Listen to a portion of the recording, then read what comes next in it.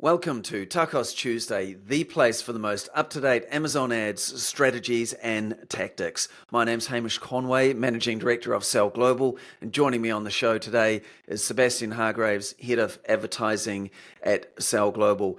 And here we really believe that Amazon ads is the number one way to amplify great brands and great products on the Amazon platform when it's executed properly. And on today's show, episode number 2, we're going to be sharing 9 easy mistakes that brands make with their Amazon advertising. It started off as 6, but it got a bit bigger as we went through it. And given we're an Amazon Ads advanced partner here in Australia, helping big brands advertise on the platform and also in the USA, we've got this perspective and we've seen so many things that have worked and so many things that haven't. So really consider this here as a shortcut to help you avoid these costly mistakes. So hope you're going to enjoy this one. Dive right in and let's go.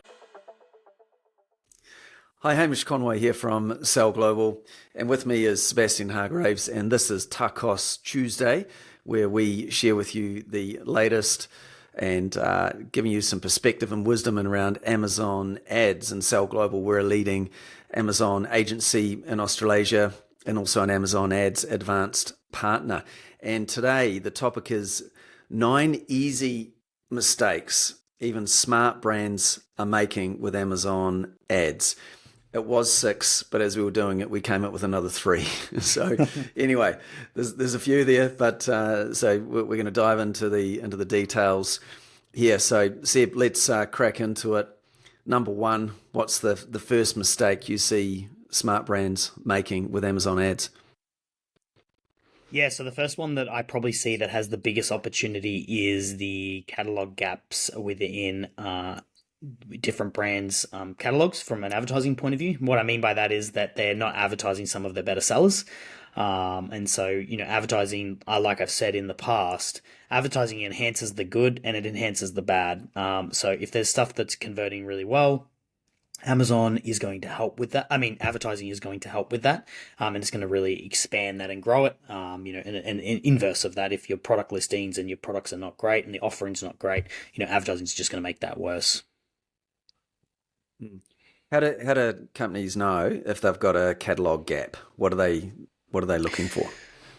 Yeah, so I mean, it's really just about taking an audit of your account and having a look and seeing, like, are all of your products represented in advertising campaigns, and not just are they represented, because you can have very little spend on a lot of them, but are they represented properly, according to their revenue and how much they make up of the portfolio? Because not all products deserve the same amount of ad spend. The products that sell better, will warrant having a higher percentage of your budget. Yeah, exactly. And that conversion rate factor, right? So you could be looking in at your data and going, right, this has got a high conversion rate, but it's not getting a lot of traffic. It's getting, because it's only organic. That could be a good product there to be putting some ad spend to, would be another way of looking at that. And this kind of then flows into the second easy mistake, number 2, that we see around poor structure. So talk to me a bit more about that mistake brands are making. Yeah, so when setting up your advertising, obviously all of your products have different objectives. Not all products are created equal. Not all products are created equal from a margin point of view. So it doesn't make sense to group your products, all together. One of the biggest mistakes we see people make is they'll throw all of their products into a single campaign, or a big chunk of their products. And all of those products have varying different selling prices or average order value, and their objectives are very different. So you have no control over the objectives of what you want to try and achieve when you're doing that, when you're grouping them together. So that poor structure doesn't allow you to push your high margin products and to, pull back on some stuff that's, maybe lower margin, etc. You lose all of that control when you don't set up your structure right. Yeah, exactly. And even, if you've got multiple brands that in your portfolio, just putting all the brands under one campaign is, a brand under a campaign is not going to work. There's different search terms, etc. And I think we'll do another call on the different ad types and when to use them and how that all works. So really that poor structure though, is it means people can't pinpoint what's working, what's not, and what products are going well and which ones aren't. And so it's just really inefficient, really ineffective way of advertising. Okay, so that's number two. Number three, not investing in the channel and leaving sales on the table. Yes. Okay. Yeah. So we've seen this a lot with, some of the clients that we manage, and um, the reason that this one is a major mistake is, and I've said this before, but it's the long term implications of not investing in the channel. So we find that people will have, by all accounts, all metrics that we're looking at are pointing to a positive sign and positive growth. But they might have strict, monthly budgets and things like that. They don't have dynamic budgets that allow them to, to move with the changes in the marketplace. And because of that, they get left behind. It's kind of that story about, like, how big brands are not very versatile and not dynamic and can't move quickly, and the smaller brands are, and because they can move quickly, they can acquire market share and stuff much quicker. And so it's a little bit about that story, where it's like, if it's working, in all of the key indicators indicate that the advertising and that the platform is working as a whole, investing in it just makes a lot of sense, particularly to protect you in the long term. That's the interesting thing about Amazon is challenger brands really can have almost an advantage in that nimbleness there and ability to adapt. I was talking to a friend who selling in the US and coming up into, it was a really busy time. This is actually around the pandemic, and he was doing like pop filter sort of things. And what happened there is his ads agency was going, the metrics are good, you've got to spend more. And he was a bit nervous about this, but then it actually ramped up. He was spending $3,000 a day, $90,000 a month in ad spend. That if you had said to him, hey, have you got a $90,000 budget to spend, he would have said, God, no. But the way the metrics were going and then the way the sales went, it was absolutely the right call. And it's, I guess sometimes we kind of get frustrated because we know that that's what can happen. And then there's brands going, no, this is the only budget. Even though sales are growing and the metrics are pointing in the right direction, then that kind of leads us to having to do things like day parting to try and so you don't go dark later in the month. But you just see sales being left on the table that the competition is going and picking up. And whereas, and this is sometimes that fixed mentality around, no, this is all we've got for the month, isn't actually accurate when it comes to really winning on Amazon. And so kind of linked to that then is mistake number 4, which is spend allocation, tell me more about that and how people make that mistake across the different ad types. Yeah, so this kind of goes for multiple levels. You've kind of got spend allocation at the product level. We sort of touched on that, with the catalog gaps part. But there's also spend allocation, at different levels. So within advertising, there's obviously a lot of different things. You have campaigns, you also have match types, you have keywords, et cetera, and it sort of builds down. And so, and you also have, advertising on unbranded terms, which are terms that are not, not your brand. And then you have branded, which is, protecting your brand, and things like that. So the spend allocations, sometimes we see they're out of whack. And, examples could be, a brand spending way too much on brand defense, but not going and acquiring new customers. So all it's doing is just protecting its brand, but it's not really growing and acquiring market share. Other examples could be, around it's utilizing, some of the different advertising types. So there's sponsored products, there's sponsored brand, there's sponsored display, but it might be, spending 95% or 100% of its spend on sponsored products. And we've seen accounts like this, that are doing this, but it's not spending it on the other ones. And depending on, your brand and things like that, your percentages do change, but there is kind of a bit of a guide in regards to how much you should have allocated, within those different levels, right? So, product levels, campaign levels, match type levels, et cetera, et cetera. Mm. And that's really getting into that granular view of what is working and what is not. And, because there are times when, you put your money, you want to invest your money, and there's the bottom of the funnel, really sponsored product search there that's going to give you the biggest return. And so it's easy to also just hang out there because you can see that working but then you can kind of run out of audience if you're not doing more at the middle of the funnel or the top of the funnel with sponsored display and sponsored brand as well. So that's an interesting one there that then can lead to just missed opportunity mostly, isn't it? So Yeah. what about, well, actually, I guess kind of linked to that is wasted ad spend. So, I know that we weren't intending on covering off on this here as a mistake, but there are a lot of people who are wasting their ad spend as well. Can you just talk to that in terms of what does that even mean and how would that come about? Yeah, so we define wasted ad spend as anything that gets a click, because that's what we pay for. Every time someone clicks on an ad, we pay for that click. So we define wasted ad spend as anything that gets a click that doesn't get an order. Now, you'll never have an account that has no wasted ad spend. There will always be a percentage, but there is an acceptable percentage that it should sit at. And again, depending on your brand and your brand's visibility and the niche you're in, like the competitiveness of the niche, those percentages vary. But we've done a lot of audits for brands over the years, and so we have a pretty good gauge on like when we know an account is got way too much as a percentage. We've seen brands as high as 70% of all of their spend going to to terms that don't convert for them or advertising types that don't convert. So clearly way too high. So yeah. Yeah, interesting.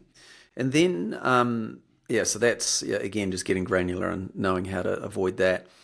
Number 5, we've got underutilizing ad types, and we may have touched on that a little bit before, but anything else to add to that, Seb? Yeah, so once you've kind of got your structure right, what we've talked about and your catalog gaps, the utilizing your different advertising types comes into play when like Hamish said, you've maximized the bottom of the funnel, the sponsored products, but you need to start building up more customers, more new to brand customers. And so using the other advertising types will help you do that. Sponsored brand, sponsored display, sponsored brand particularly is a great awareness type one. Now, I suppose as brand owners, people are very wary of the term awareness because it's like it comes normally with a high price tag and you're like, I can't, how do you justify the results and whatnot? But there are ways to measure that impact, that awareness impact on your advertising. And I think Amazon, out of a lot of the different platforms that are out there, does a really good job of showcasing like and showing you how you can measure that and see how it goes. And so this is kind of tied a little bit to the type of product that you sell. If you're selling, I've used the example of shoes before, but if you're selling, a very specific type of running shoe, a barefoot shoe, or something like that, people may be starting their journey at the term running shoe. And so using your awareness, because they might not even be aware of that type of product. And so making them aware of it by using a headline ad is a really strong play, particularly when there's like a crossover. It's relevant, but it's not hyper relevant. And so, using headline ads and things like that to bring awareness to that. And it's also really good for brands that have like big catalogs where you want to advertise, you might have a whole range and you want to bring them to your store and things like that as well. So yeah, there's lots and lots of opportunities within there, and they do make sense for a lot of very different brands with really big ranges where they want to send them to a store. Again, once you got them to the store, there's no ads on the store, so they are your customer. Like it's like having them on your website when they're at your store.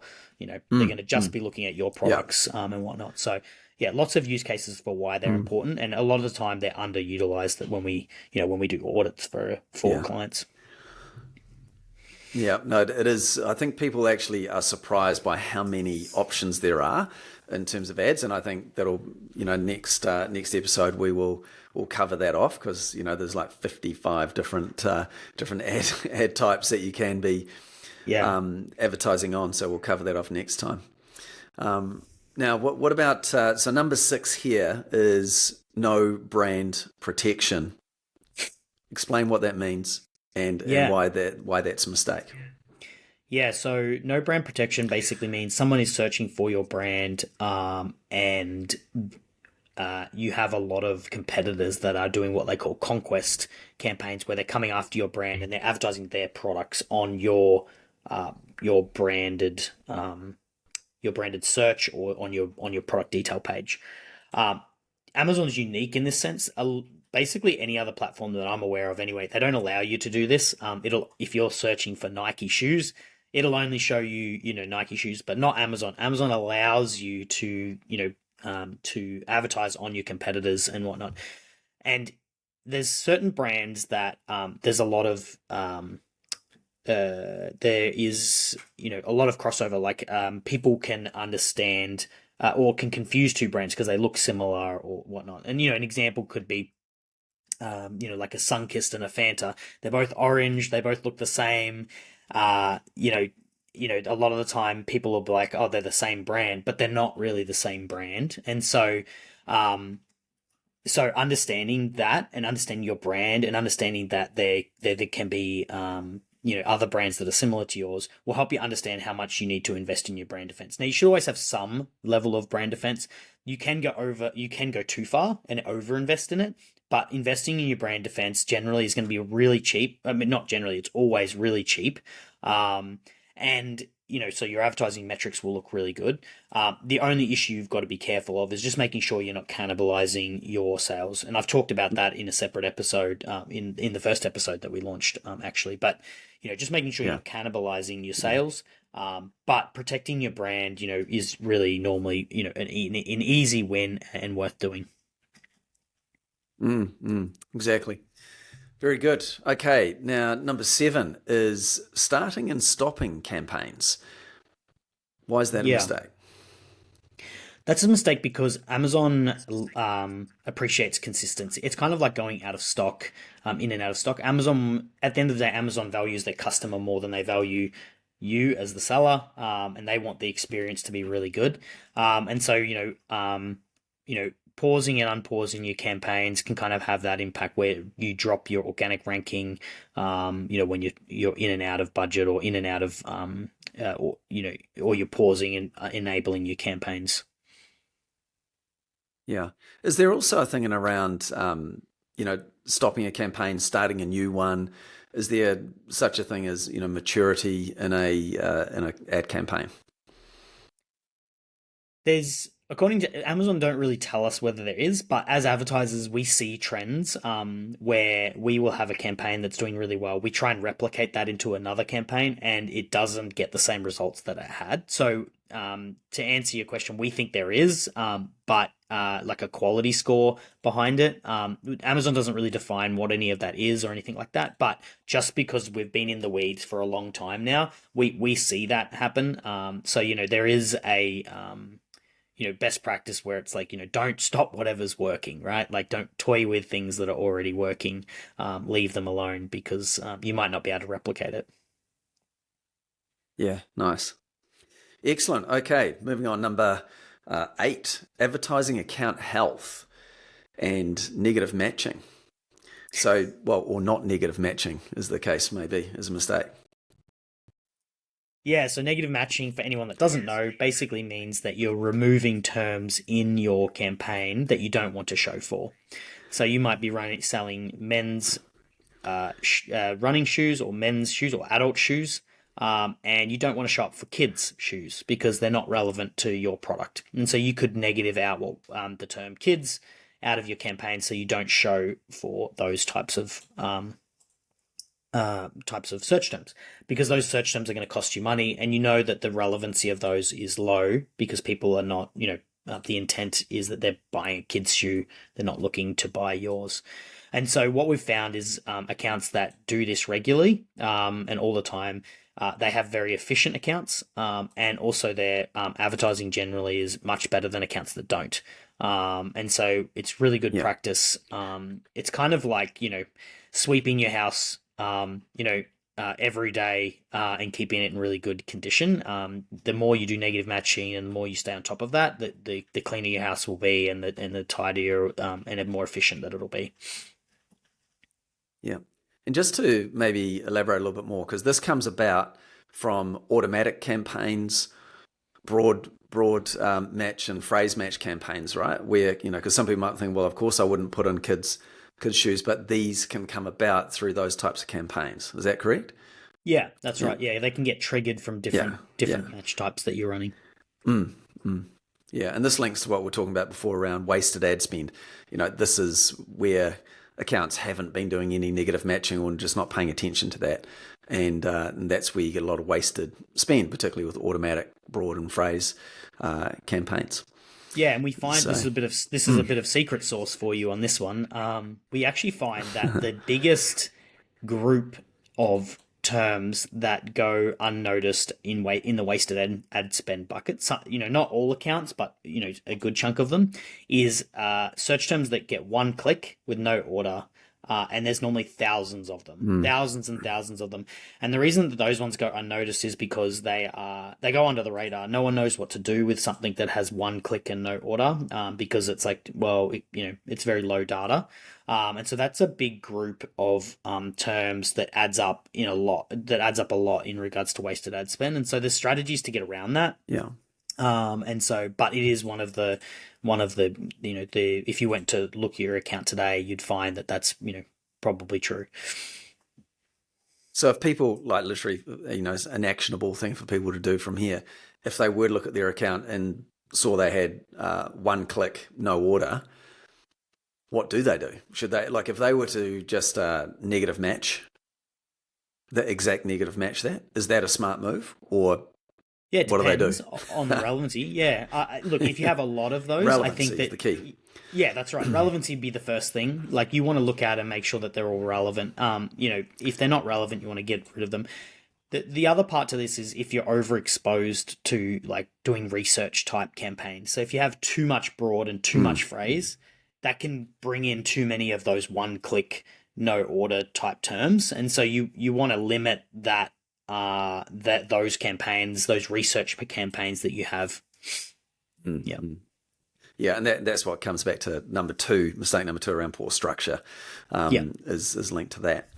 So, good. All right. Number 9, product listing detail pages being of poor quality. So, talk to me more about that mistake. Yeah, and the impact that has on your advertising results. Yeah. Yeah. So this is, it's that the old adage of junk in, junk out, type thing. So if we advertising enhances whatever it touches. So it either enhances the good or enhances the bad. So if your listings and your product and your offering is not good, advertising is just going to make that worse. It just just to sort of explodes that kind of narrative. So it's really key that your product offering is good, and product offering means a lot of things. It's not just the photos and the images. It's the price point. It's the review counts. It's the A+ content. It's it's the copy, like the title and the bullets and all of that. So there's a lot of different steps to all of that. But those things, and it's being really diligent with that. Like, sometimes people don't understand, but like small changes, including like who's this product for, and do you have that person in your listing copy and in your listing images and etc. can make a big difference between for people buying psychology and things like that. So making sure that your listing is up to standard and up to scratch is going to make a big impact on your advertising. Yeah, and as a bit of a benchmark, ballpark, Amazon Australia at least is 10.5% conversion rate, which is a lot higher than say your normal e-com store. So it is quite a high buyer intent anyway. But if you have products converting at less than 10%, I mean, maybe if they're higher price, they might be around 5%. But if you've got low conversion rate, that's a quick fix to your advertising results by fixing the listings. And even the hero image, having that be very clickable, that people want to click on that, and the listing is going to convert, and that there will improve your ad results overnight. So absolutely, there we go. Yeah. So there's the 9 easy mistakes smart brands make with Amazon ads, and we covered off quite a bit of territory there. And look, and if you're listening to this here and going, crikey, I don't know if I've got catalog gaps, wasted spend, poor structure, or am I missing some advertising types, then I would encourage you to connect with us. Go to gosellglobal.com. We've got a advertising audit spotlight that we do that goes into a lot of detail. And if you go to there and click on advertising, and we've got a video there on what we actually cover off there. So have a look at that. It's a really valuable exercise, and Seb goes through all of that for you, just to really help you just get way better results. And particularly if you're in Australia, like, there's a massive opportunity there because people are generally doing this poorly. So there's a lot of low-hanging fruit, and so we can help you with that. With the USA, it's obviously a lot more competitive, and so you've got to be very smart with how you spend your dollars in the States, and we've got a lot of accounts there, and Canada, so we can help you with that as well. So look forward to seeing you on the next episode, Seb, and thank you very much for listening, and have a great rest of your day. All the best. Thanks so much for tuning in to episode number 2 on the 9 easy mistakes smart brands are making with their Amazon ads. And how many of those mistakes do you think you're making? If you're not sure, or you know that there's something not quite right, well, how about you go over to gosellglobal.com and book a call so we can go through your Amazon ads with our spotlight audit and find these missed opportunities, wasted ad spend, and much more. So go ahead and do that. And I hope you enjoyed the show. We look forward to seeing you again. And if you like this, please subscribe to the channel, like it, comment, leave a review, all of those good things, so we can help get momentum and build the audience, so we can be helping more and more brands who are selling on the Amazon platform, helping them with their ads. So thanks so much. We'll see you on the next show.